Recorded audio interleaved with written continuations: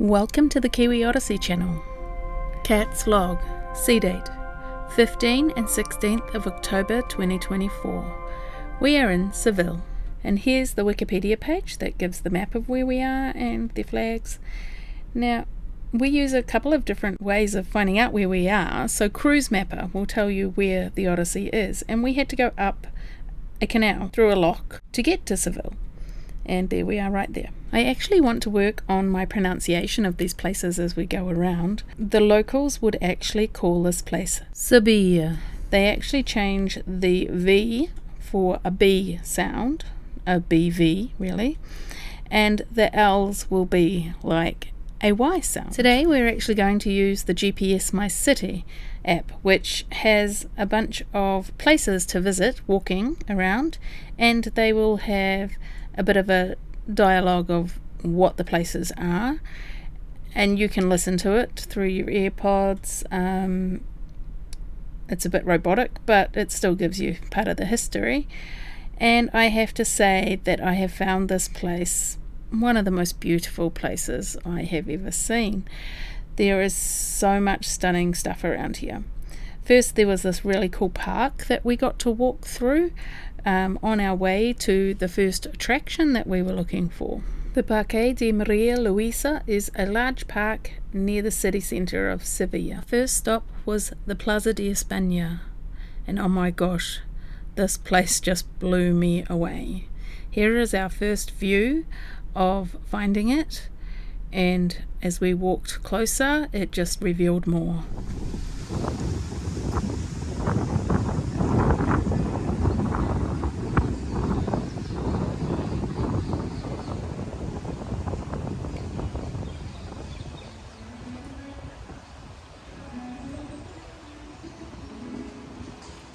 Take a look at the tiling on this fence around the water and the stunning architecture that's in front of us. I couldn't believe what I was seeing, but wait, there's so much more. There was all these tiles of all these places, I think the provinces of Spain. And so we went looking for all the places we had actually been to find what their tiles looked like. And this is the Canarias. So when we were in the Canary Islands, and Cadiz, it's hard to explain in words what we saw and just the different shapes. Now, this was my favorite photo, and as you can actually go through this photo, that's how I framed up the fountain at the end. I also fully appreciate your guys' feedback, and I can see that the photos would go through so quickly. So I've made the photos twice as long so that it's easier to get a feel for the photos that I've taken. You go inside this building and up the stairs, and even the stairs have this overlay and obviously this stunning view from up there. Now, these are, I think, wooden carving. They look wood and beautifully carved. And here is the Bilbao region and their beautiful tiles. And this one is for Gijon, which I have since found out is pronounced Gijón. So the Plaza de España was built in 1928. It contains 52 detailed tile displays for the 52 Spanish provinces. So there you go. Doesn't it make you want to go and see that in person? This place, believe it or not, used to be an old tobacco factory from the 18th century, but in 1950 it was bought by the University of Seville. And this place coming up is actually a Hotel Alfonso VIII, and if you look online, it's even more stunning inside than it is on the outside, but we obviously didn't go in. Looks like you can stay there for about $2,000 a night. Maybe not this trip. Next up is the Torre del Oro, and it's a 12-sided military watchtower. This one's an octagonal tower known as the Silver Tower. And here we have the Real Alcázar de Sevilla, the Royal Palace of Seville. It was free to get in, but all the tickets were gone, so we could not go and see that one. And just around the bend we now have Seville Cathedral and Gilded Tower. And oh my gosh, this place the outside is just a marvel of architecture. But we'll have a lot more on this tomorrow when we get to do our tour. Horse and cart rides around here were a thing, and they were just on the roads like the cars, which was interesting. Very beautiful horses. And this one here is the Archbishop's Palace. This one wasn't on the list of things to see, but it was just nearby.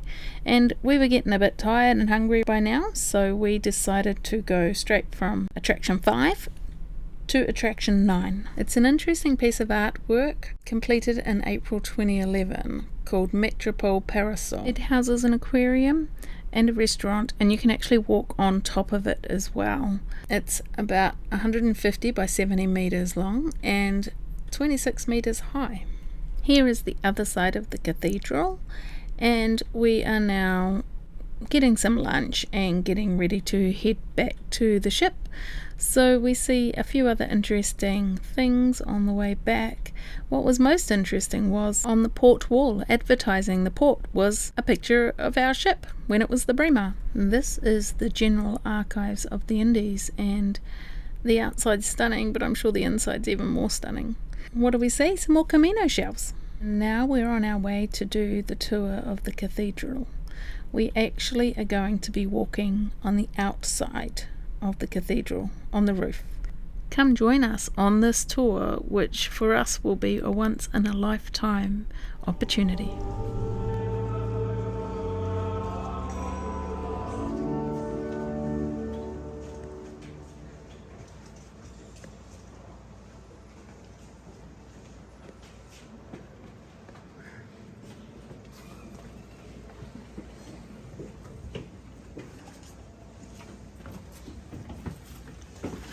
The first lot of stairs took us up to a platform overlooking the cathedral, where we got a bit closer to the stained glass windows and how amazingly beautiful they are. The second lot of stairs took us to the outside, up to the roof. Then we got to see this amazing stained glass window here. Just look at how big it is when we're standing there.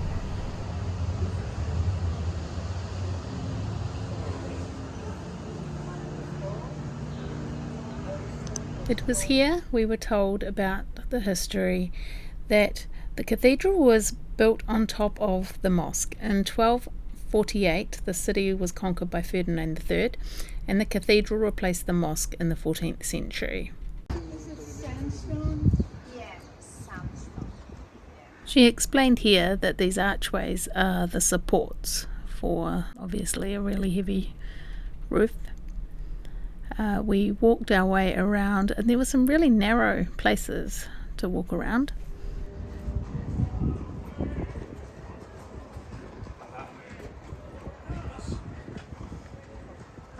Is that the dome? This is amazing.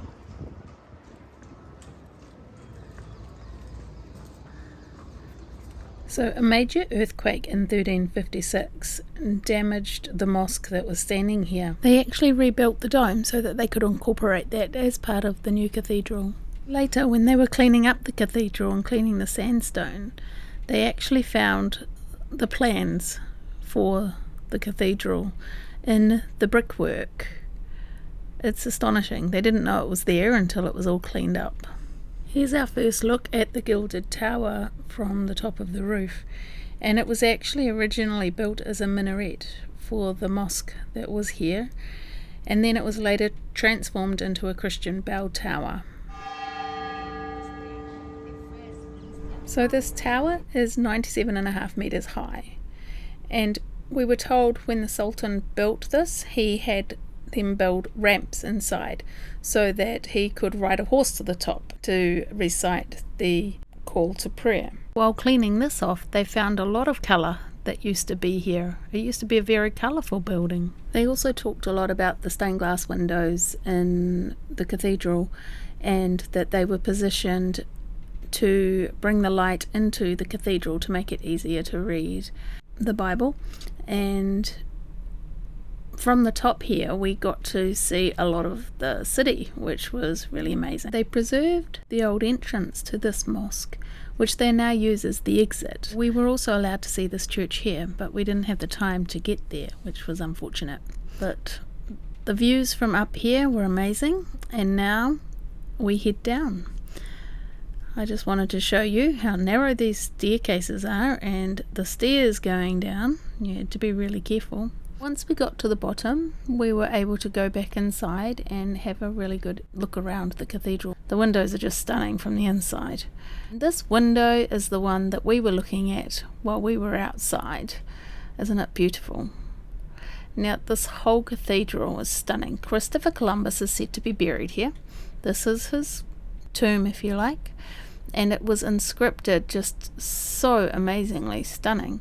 So, according to our research, they have tested the remains in there, and yep, it's proven to be Christopher Columbus. So you can buy an audio guide to listen to as you walk around here, and we thought that was probably the best way to get the most information we could about the things we were seeing, and that was very worthwhile paying for that. And just the most amazing, beautiful architecture. And this sculpture, there was a guy up there cleaning it, and I quickly got the camera out to get a photo, so it was a bit blurry, sorry, but I just wanted to give perspective on how big it is.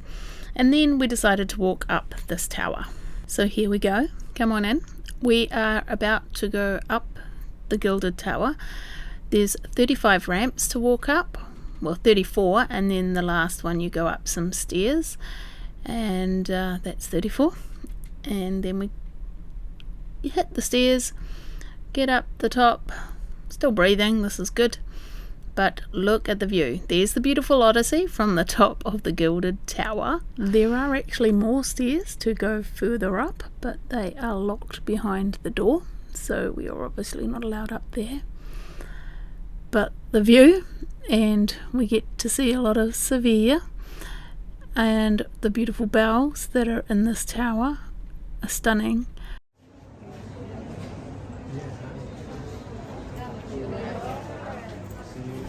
As you can tell, there are quite a number of people up here. We have to wait to be able to get up the steps to view.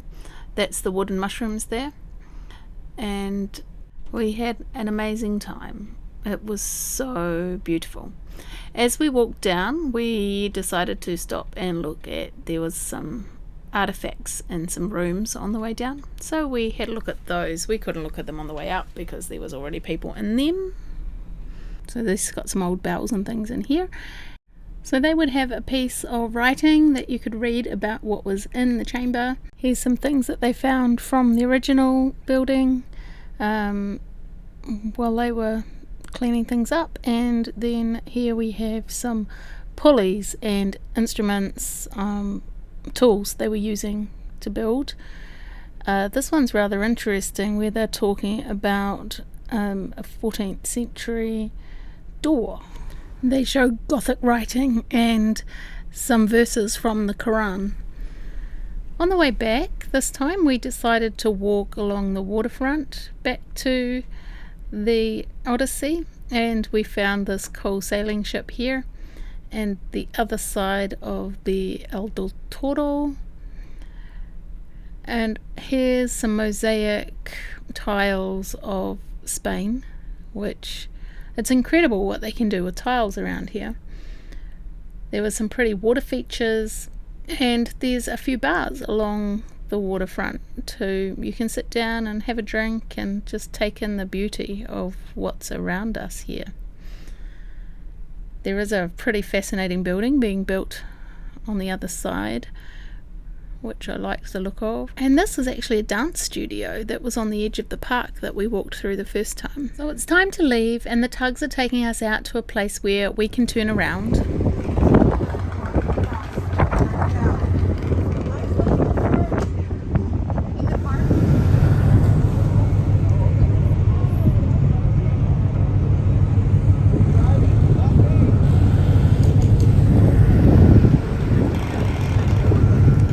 Then they take us all the way back into the lock, and I've never been in a lock before, and I was certainly not up early enough to see it this morning. We went under that bridge we only just cleared. That was interesting.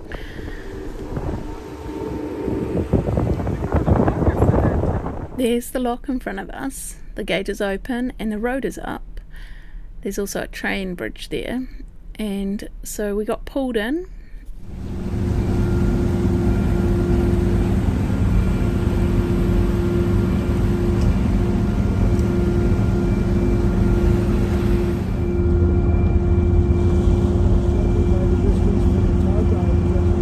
So the tugboat turned and squeezed himself in, and then it looks like they slowly opened the front gate.